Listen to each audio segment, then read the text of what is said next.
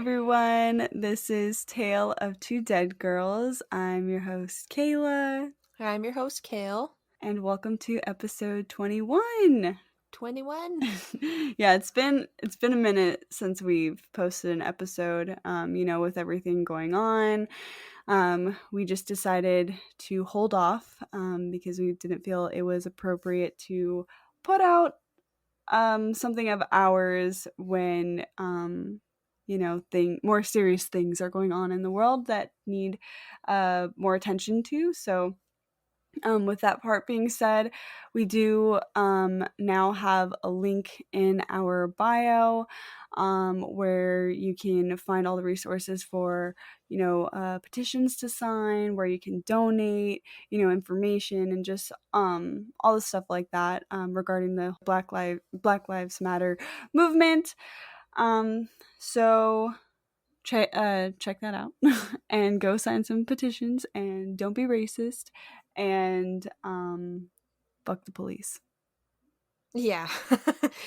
And honestly, we love doing this podcast, but at this point, we don't really care if we lose followers because of it.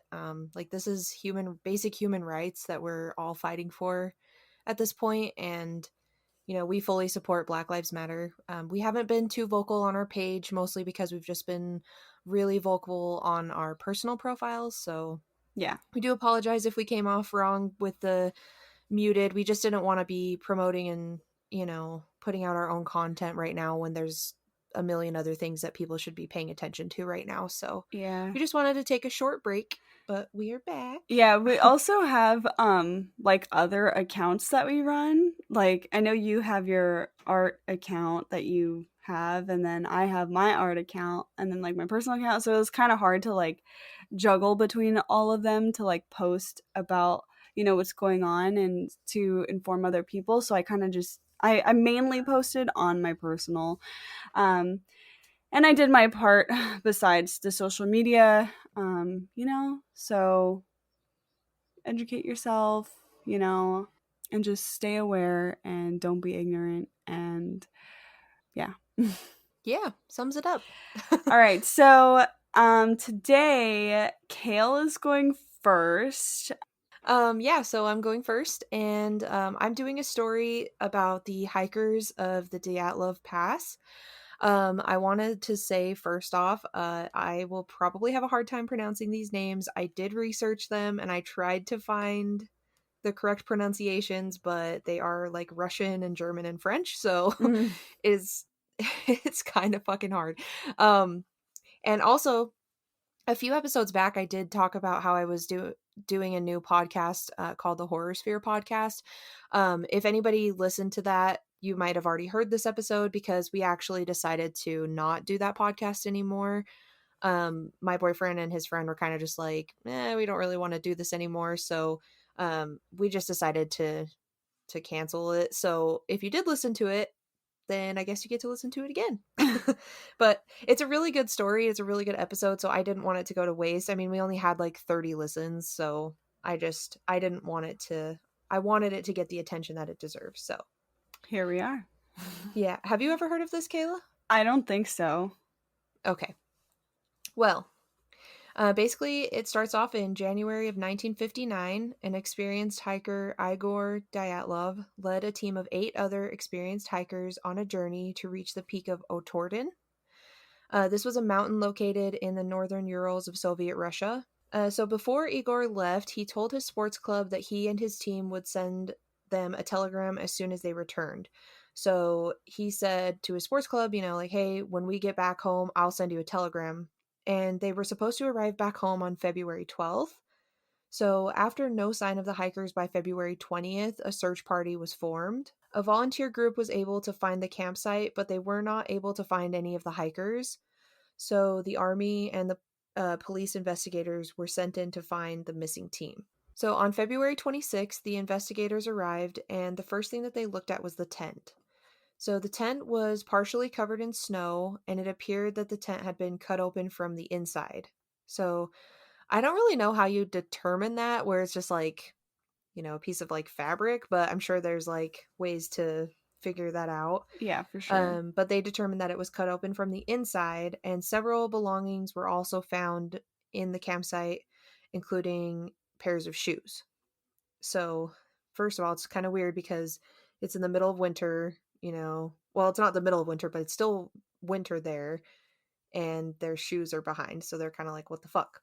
So, the next thing that the team found were 8 or 9 sets of footprints. But these footprints were made by bare feet, socked feet, or just a single shoe.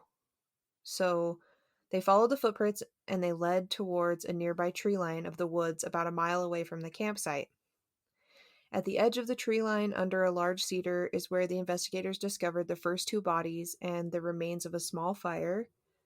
So the bodies were of Yuri Krivonchenko and Yuri Doroshenko. So both men's bodies were found shoeless and wearing only their underwear, despite the temperatures of -13 to -22 degrees. Damn. Wait, negative? Holy shit. Wait, Yeah. negative, is it for sure degrees or Celsius? Yeah. So I looked it up in degrees Oh, so and it that it was made more negative? sense. Yeah. Oh, Because it's in fuck. That's Russia in cold. February, like it's still winter. Yeah, that's cold. Negative Yeah. 22. Jeez.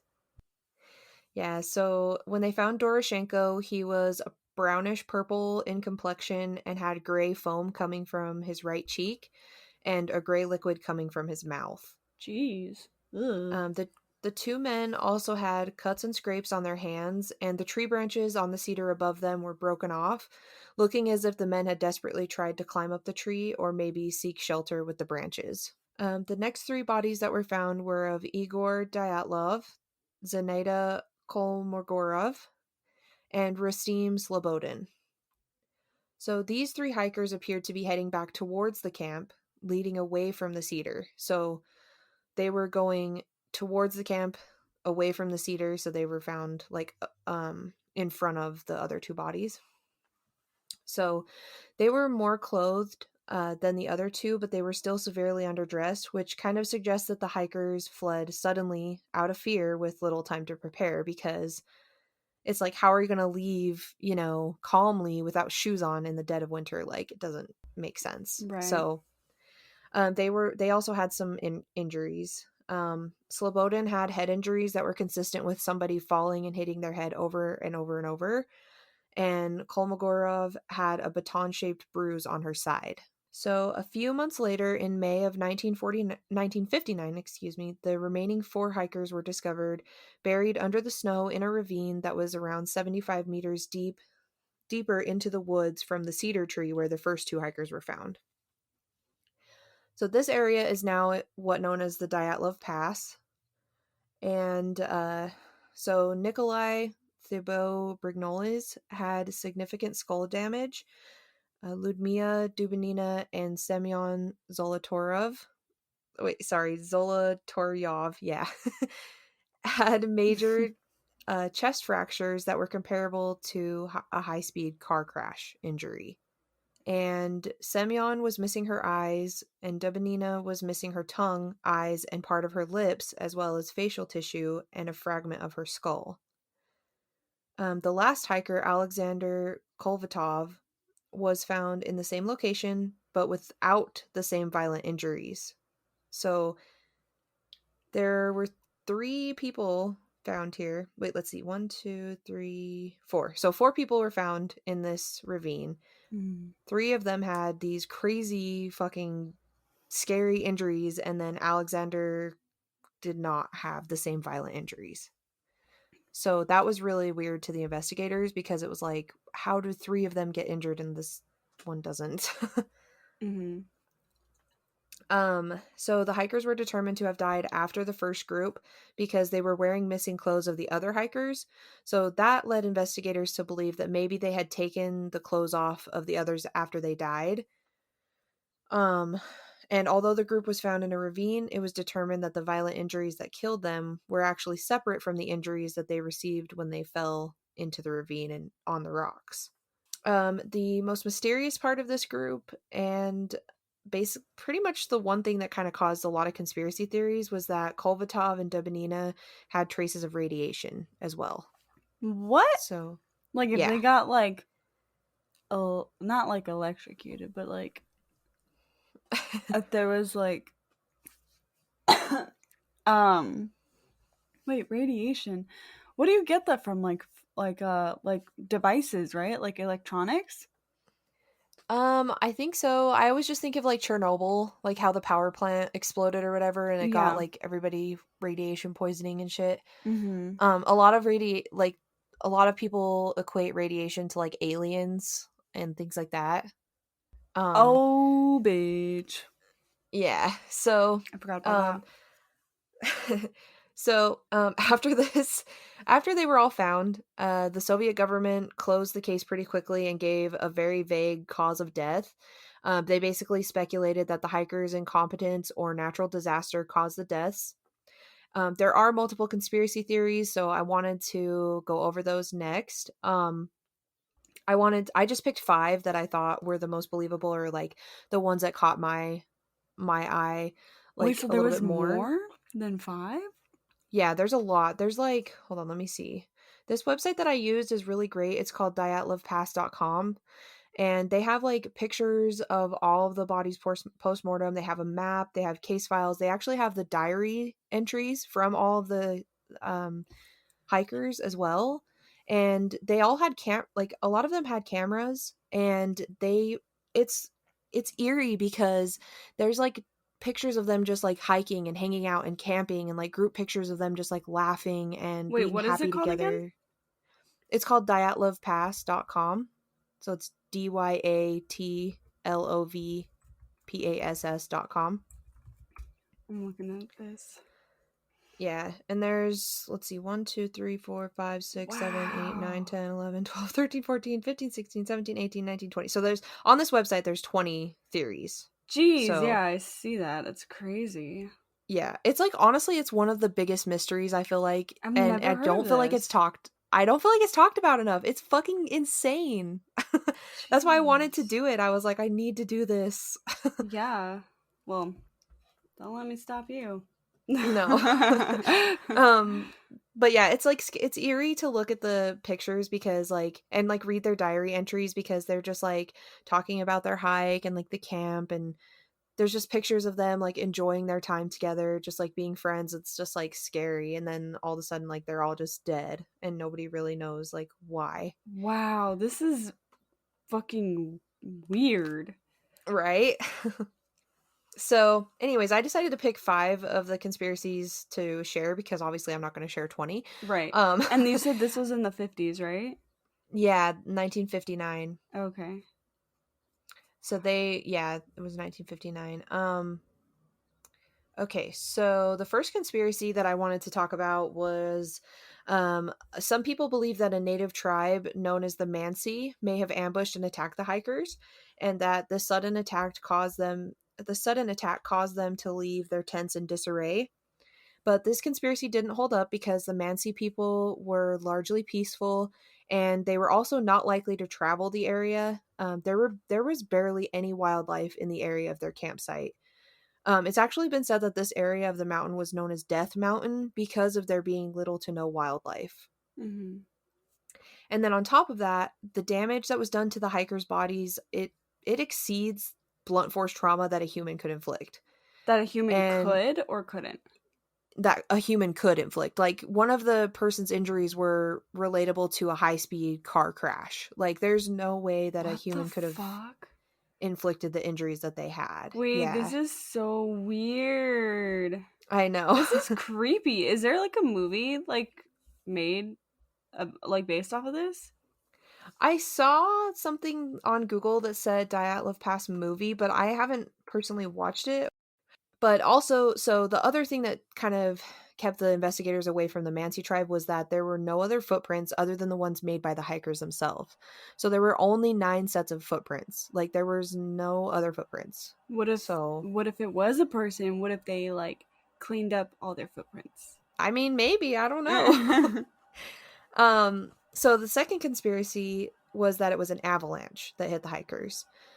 Some people speculate that the sound of snow collapsing could have been loud enough to startle the experienced hikers and cause them to flee the tent.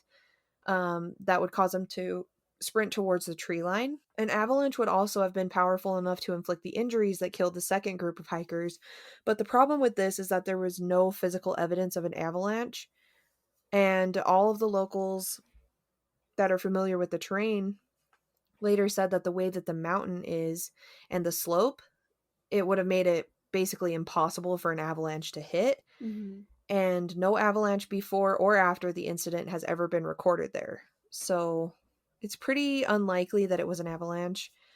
The other thing to support this was that the tent would have been buried and it was still very visible. And the snow that was on the tent was just from the wind because the tent sat there for almost a month before it was found. And it was partially collapsed because of it being cut open. So there was a lot of snow that was on it, but it wasn't buried. Like you could still see it clear as day. Mm-hmm.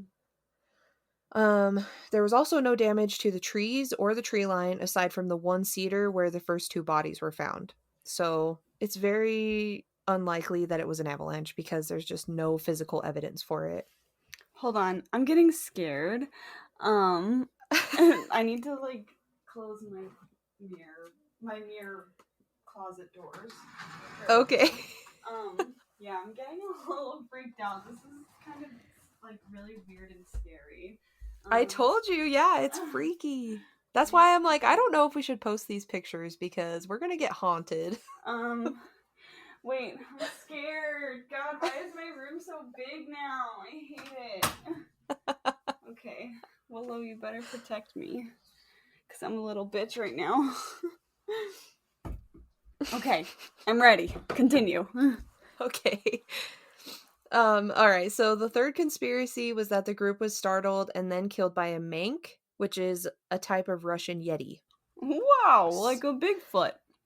Yeah, but like ice version. Ice version. I just picture the Yeti from Monsters Inc. Oh my god, I'm thinking of Matterhorn at Disneyland. Oh yeah. So this would account for the immense force and power of the injuries and the missing pieces of Dubinina's face.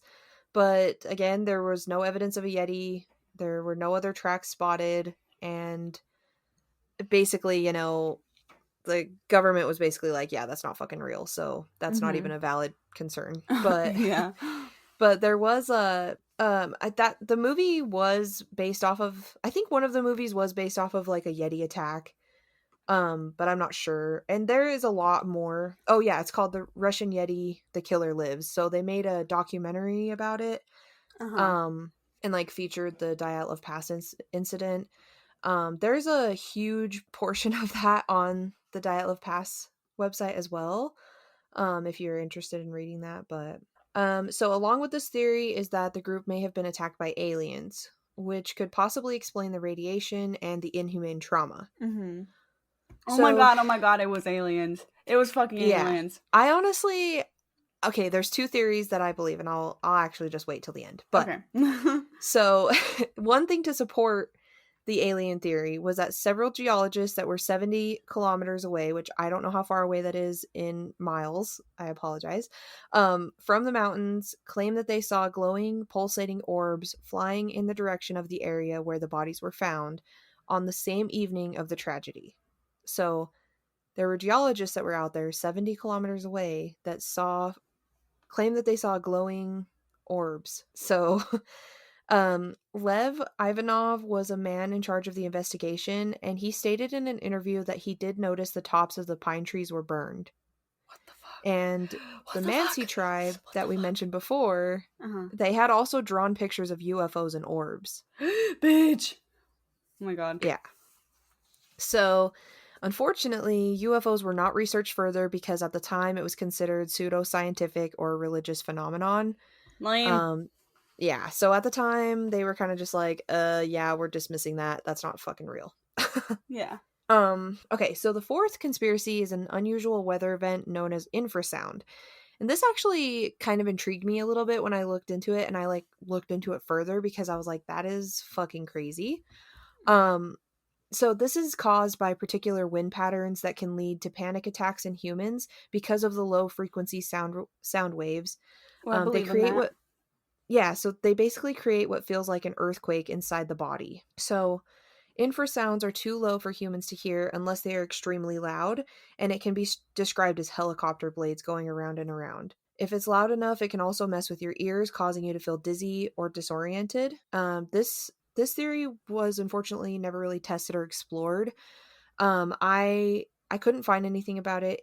It might be. I think it is on this website as well.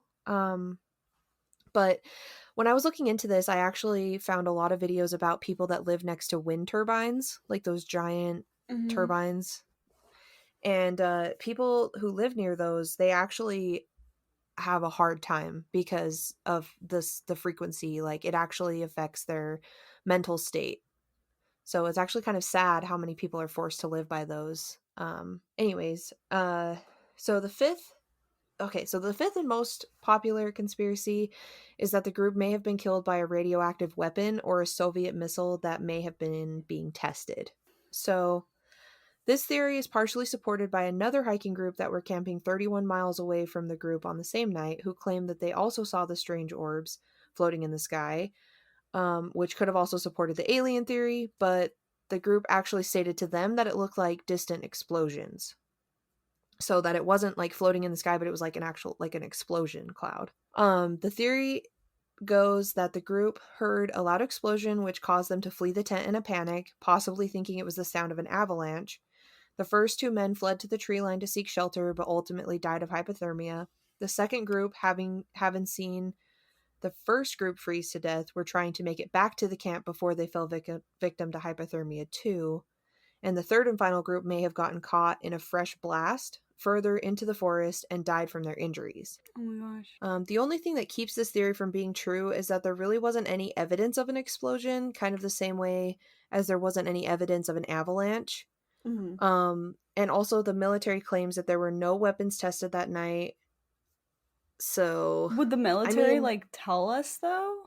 that's what I'm thinking. So for me, it's like if they accidentally, like, if they were testing missiles or whatever, and they didn't know that there were people out there and they killed all these people, like, you'd think they would lie about it. Like, I'm always one for conspiracy theories, and Right. I know and I believe that the fucking government lies. Like, they do not care. Well, I mean They can get away with anything. they work with the aliens, don't they? And they don't tell us. Yeah, pretty much. um So yeah, some people think that the deaths were accidental and that the military and government covered it up, because the search party wasn't formed until 10 days after the group was supposed to return. And in the end, the hikers' deaths were officially ruled a compelling natural force, and the case was closed. The mountainside where the hikers died was named the Dyatlov Pass in honor of the hikers, and the mystery of truly what happened there honestly may never be known. Like, What about it's psychic investigators? Like, there's been psychic investigators there, right? I don't know, probably. I don't know. I feel like, oh my god, if a psychic hasn't been out there yet, they need to fucking get the fuck out there and tell us what the hell's wrong. Because I fully believe that psychics are real and they can sense and see and whatever, you know. So like, oh man, I just wish that like people could confirm things through a psychic, but no one can ever confirm it through a psychic, which I wish we could, but can't. But yeah. Yeah, no, I totally agree. Like, I always wanted to believe in psychics. I've never been to one myself, but I have had like a tarot card reading before. Mm-hmm. And it was really weird because like my friend was like, "Okay, so tell me about something that you want to know about or that you're curious about." And I like said it was about this boy, or I said it was like about this job that I was interviewing for, but like the whole time I was actually thinking about this boy Mm-hmm. and like if we were gonna work out long term. And like Yeah. all the cards kept coming back as like love. And she's like, "Dude, what the fuck? Like, you're not telling me the truth. Like, what are you actually thinking in your heart?" And I'm like, Oh my god. "Yeah." And I told her, and she was like, "Okay, this makes a lot more sense." Like, so Wow, that's crazy. yeah. So I believe I like want to believe in psychics, but I'm also like, there's so many fakes out there that it makes it hard to believe the real ones, I guess. Yeah. But I But believe in them. Like I know that the real ones are real. You know? I totally I've believe always it. Yeah, like, I don't know if you've ever felt this way, but I've always felt like I'm kind of psychic. Like, There's sometimes when I'll be like, my phone's about to ring, and then I'll legitimately get a call, or like I'm about to get a text and my phone will like go off. And there's just like other things that have happened where I'm like, I feel like That's something bad's gonna happen, and then something does bad does so happen. that is so that yeah, that could be like psychic abilities, like your intuition and stuff like that, or it could be just manifestation because that happens to me too. Or like how you'd be thinking of a song and then like you hear it on the radio or like it plays somewhere, you know, Yeah, you're it's like, oh my so god, I was just thinking weird. about that. But yeah, it's all like manifestation. Like you manifested that in your head. Like that's why people say like our brains are a lot more, you know, they're capable of doing a whole lot more than we think, and that we, you know, like yeah, I don't know, but that's a whole nother subject. And I I'd know. love to get into it someday because I'm super into like law of attraction and like, you know, manifesting and, you know, psychic abilities and shit like that. So We should do an episode like that because after I read those like CIA documents, I was like shook. I was like, dude, yeah, this let's is do it. so scary. Like, what the fuck? Yeah, for real. So yeah, I mean, anyways, that's my story. I highly, highly, highly recommend if you're interested in this to go look at the dietlovepast.com website. It has pretty much everything you could ever want to like deep dive into this, like the diary entries, the photos, everything. It's really like eerie, like it's spooky to read and Yeah, look at because once I started looking at the pictures that they took on their cameras, that's when I started getting scared. Like seeing that and then hearing Kale talk like about what was going on, like that it just it makes me feel uneasy like seeing yeah. that stuff. So you guys should definitely check it out because it's good. Yeah, because like just to be like a, content warning. I mean, it does have one on the website, but it does have like all these happy pictures of like them enjoying their time together and just like exploring and climbing. And that's But the then sad part. it does have like their postmortem photos and they were frozen, and so a lot of the pictures of them, they're still like in the position that they died in because they were frozen pretty much solid. Yeah. So, and like a lot of them, like they had facial injuries and they're missing facial parts. So just if you look at it, just be careful if you're sensitive to that stuff. It's pretty hard to look at, honestly. It's pretty scary. But yeah, that was a that I've never heard of that, so thank you for sharing that because it is pretty spooky. Yeah, of Um, course. I feel like it needs to be more talked about. It's fucking insane. Like, how yeah, did 9 people just randomly die and nobody knows how? It's so crazy. it's spooky. I want to say it was aliens. Like if they have Yeah, facial parts missing, like aliens probably like took it. I don't honestly. know. I don't Yeah. know. It's bizarre. And they're missing like their tongue and their eyes, and like that's what happens in like cattle mutilation too, like with alien cases. So it's like, Oh my god. I mean, one of them was found face down in water, and so they were like, okay, maybe her face was like this because she was in water, but the other one wasn't. And so it's like, what the fuck? What if, hear me out here. What if they all died somehow and then people were hiking and saw them and they were like, "Oh, let's have some fun." And they started like fucking with their faces and like cutting things out and then they were like, "Okay, we're done with the bodies. Now let's like leave them here." Maybe. I mean, I don't think so Anything's because possible. that's true. I don't think so because there was like no other footprints found, and also Oh, this that's right. this area was like not very well traveled, like at Right. all.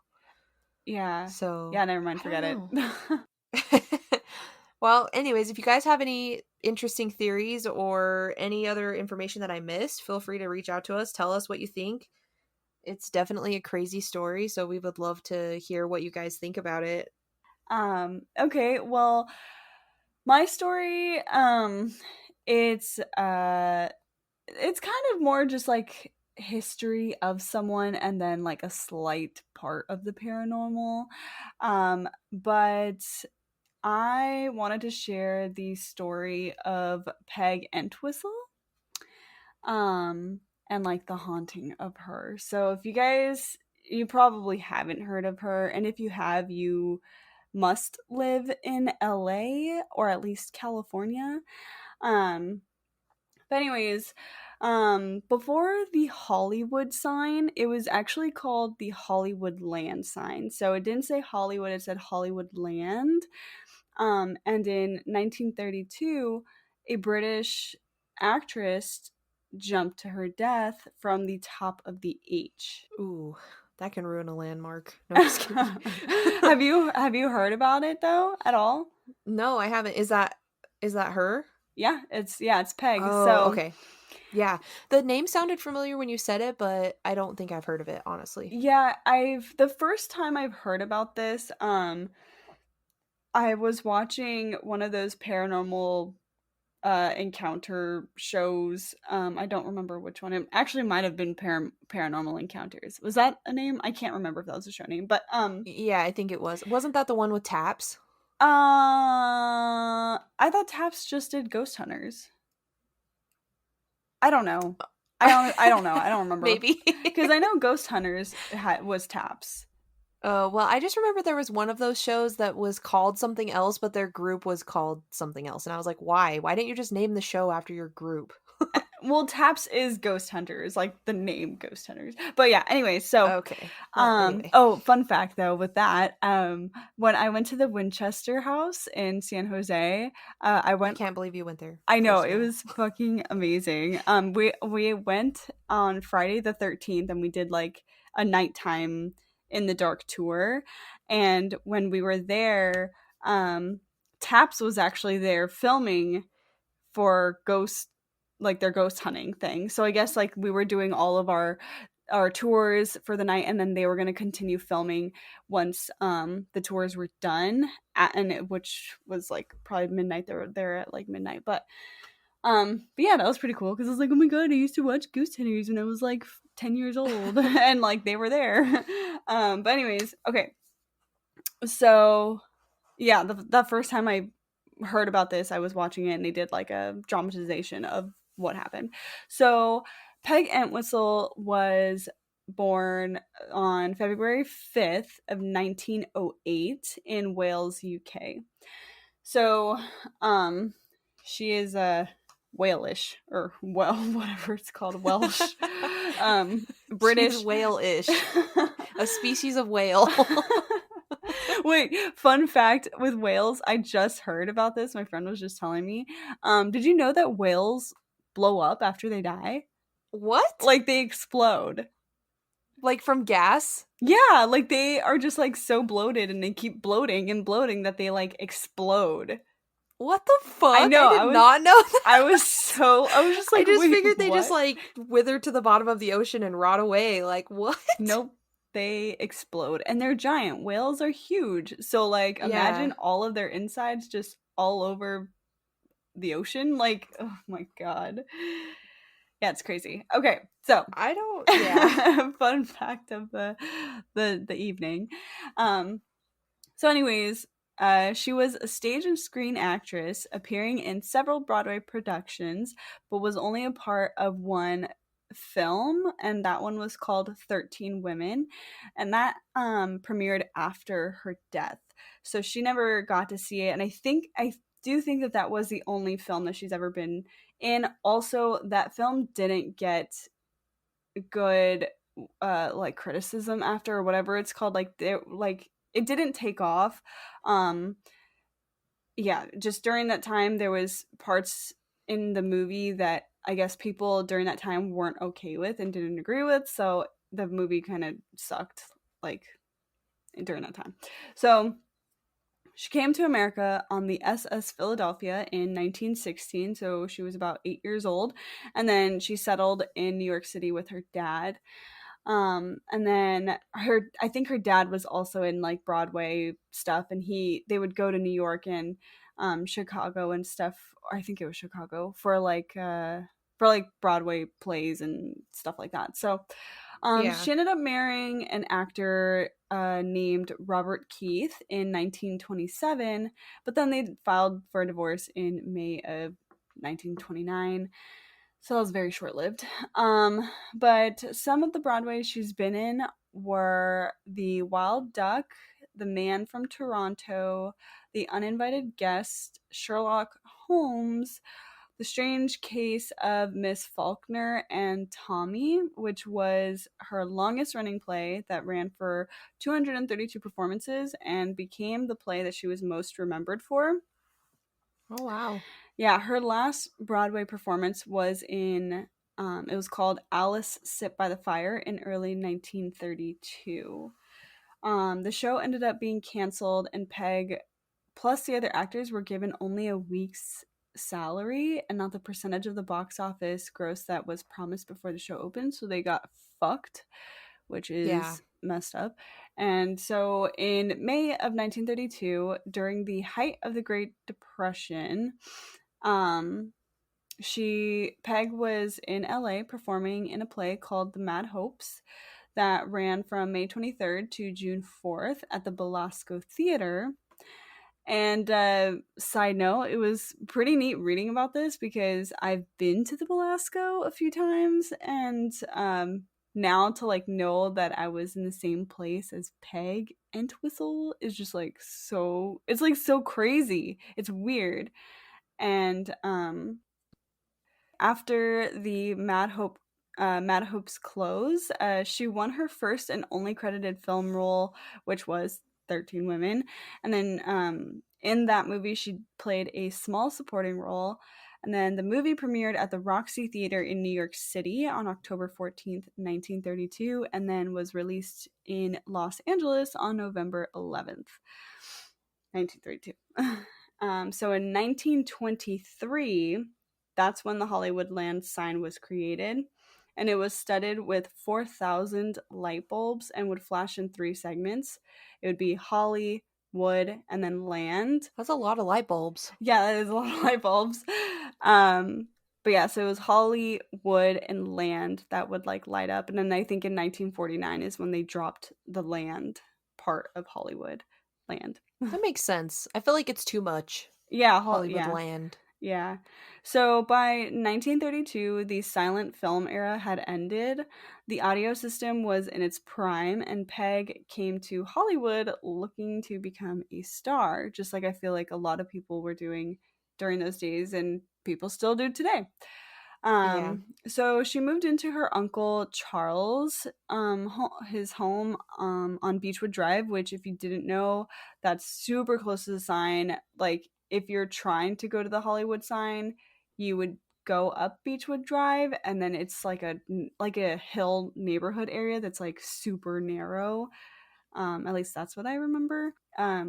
But yeah, so Yeah, I she didn't know was that.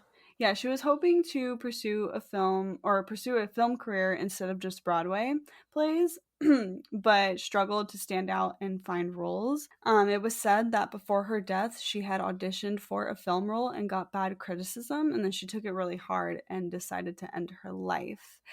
Um, so I don't know if it had to do with just one of the film roles, but she was, trying out or auditioning for a lot of movies and stuff like that, and she just couldn't get anything. And so I think after one more, she just kind of snapped and was like, this is never going to happen for me, and I want to die or whatever. So Yeah, just like um the final blow. Like if somebody was like super awful to her, mhm. just said Yeah. something like maybe, yeah, that's sad. Yeah, so on the night of Friday, September 16th, 1932 was a big year. There's a lot of things going on for her. But she was 24 years old, and she left her uncle's home and told him she was going to meet friends at a nearby drugstore. But instead, she hiked into the canyon to the Hollywoodland sign and climbed up a maintenance ladder to the top of the letter H, which was about 50 feet high. And she got to the top and she jumped. I don't know if she jumped or if she like fell off. Like, you know how they just like stand and then like tip themselves over and then they fall. I don't know if she did that Yeah. or if she actually jumped. But um, on Sunday the 18th, a woman was hiking and found a shoe, jacket, and purse scattered on the mountain below the sign. And inside the purse was a suicide note that read, I am afraid. I am a coward. I am sorry for everything. If I had done this a long time ago, it would have saved a lot of pain. P.E. So she initialed it. And then she looked down, that woman that found that stuff, she looked down the mountain, and about 100 feet away, she saw a body and then called the cops. And then Peg's uncle later identified her body, and then her cause of death was ruled a suicide. Dang. She when she fell, she like fractured her pelvis, and like other things were wrong with her from that fall. But it was said that a letter had arrived the day after she died offering the lead role in a play about a woman driven to suicide. What? Ew, that's creepy. Yeah, so it's said that that was what happened, or that she just received a letter that she got a role in like something big, you know. Yeah. So people who hike the area like today, they say that they can smell her perfume, which was the scent of gardenias. She has always been seen, or she has always, just kidding. She has also been seen a numerous amount of times. They sometimes call her the Lady in White. Some people swear they've seen a young woman wearing clothes from an older time who wanders the Hollywood Hills.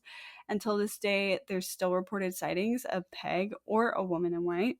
The first ghost stories about her came up around the 1940s after the H of the sign unexpectedly collapsed. So that's Oh, kind of weird.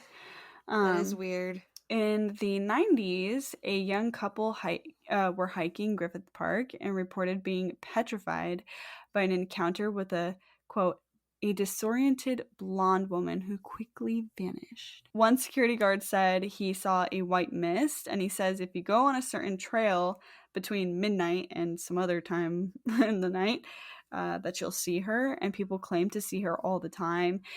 Some say that the person looks confused or that they need help, and then when they try to go up to her to talk to her, see if she needs help, she just disappears. And then there's been 2 accounts that's known so far of people seeing a woman in white climbing to the top of the H and then jumping off.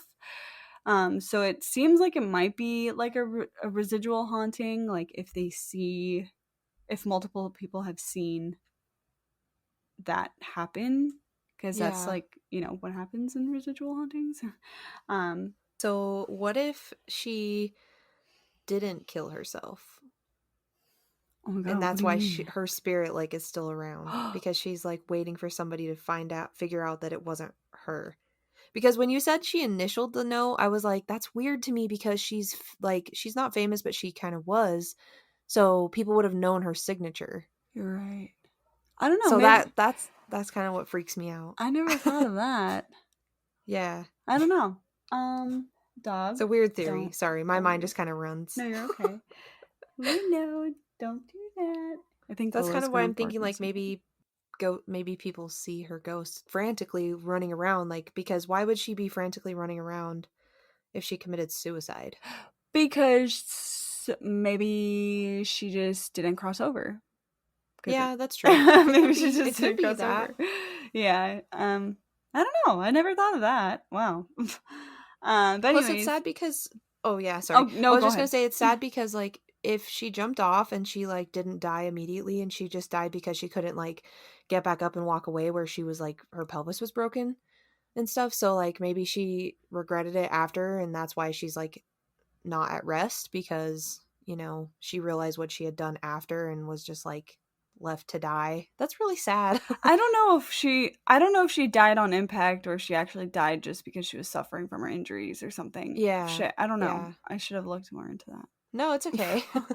But yeah, so anyways, ghost investigators have done investigations in the area, and one asked if there were any spirits hanging around the sign, like with the spirit box, and then it said yes. Like it was just like yes, clearly. I hate the spirit I boxes. know, me too. The fucking like loud ass white noise and shit. Oh god, no, can't do Yeah. it.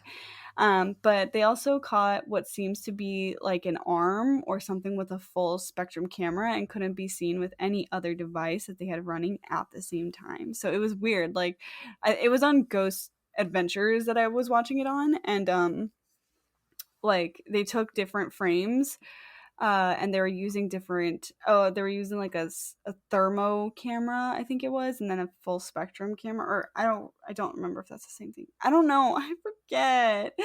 But they were using different like things to capture things. And so I was trying to find like the individual pictures so I can post for you guys, but I couldn't find the individual pictures. It's just in the episode.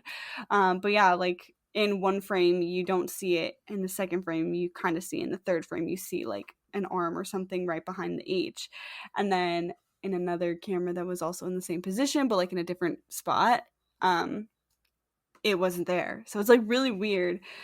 But yeah, that's pretty much it. So go check it out. Hike, have fun, be safe. Let us know if y'all see or hear anything. You should go. I know. Okay, so when I first heard about this, like I was like hitting up on my friends. This was probably like 2012 or something. And I was like, friends that drive, let's go, because I didn't drive at that time. But I was like, take me to the Hollywood sign. We're gonna go hike at 3 a.m. We're gonna go see some fucking ghosts. But I never went. And you can't go to the actual Hollywood sign. Like you can, I mean, you can, but it's gated, so you can't So it's really like like, trespassing. yeah. There's like security and everything because they don't want people to like, tag and stuff on the Hollywood sign. So Yeah, that makes sense. It makes sense yeah. that you couldn't get to it anymore. Yeah, I mean, you can get close to it, but like you can't actually like touch it. But I've actually had a friend, my friend John. He's actually been there, like where he could touch the Hollywood sign. I don't know how he's done that, but he did that. Wow. Yeah, but yeah, that's Peg Entwistle. So poor Peggy, not being able to live life longer to have that chance of becoming what she wanted to be. Yeah. It's really sad, and if anybody that's listening to this feels that way, just remember like there is always going to be a better day, and I know that's hard.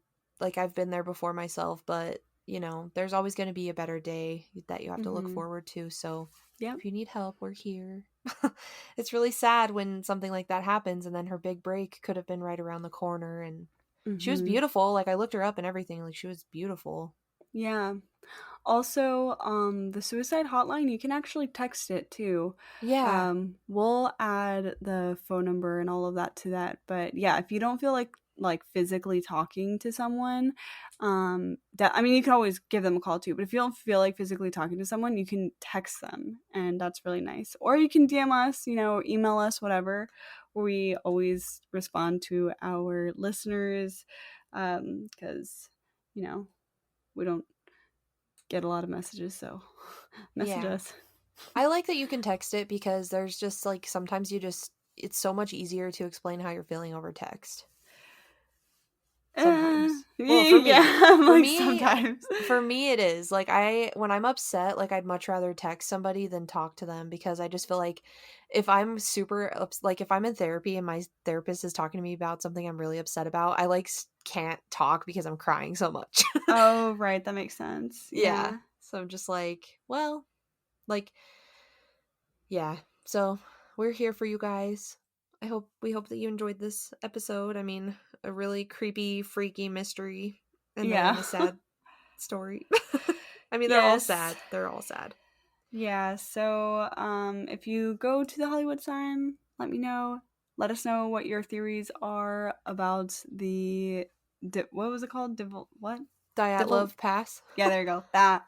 Also, don't forget, we are taking all submissions of your guys's ghost stories or any freaky stories that you have had, any encounters of anything weird, you know. Yeah.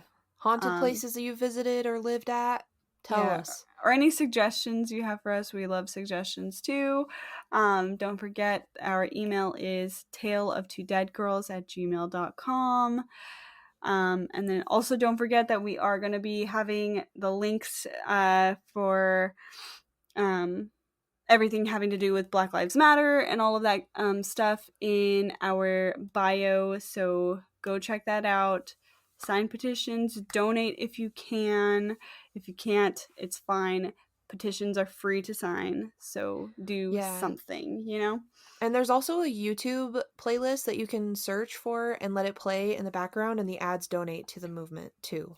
That's, So yeah, that's right. we can put that in there too. But I yeah, think that actually might be in the link because it I know probably that is. yeah, like that link has like all the links in it, so it's really great, a really great resource. So yeah, thank you guys so much for listening, and we will chat with you guys in our next episode,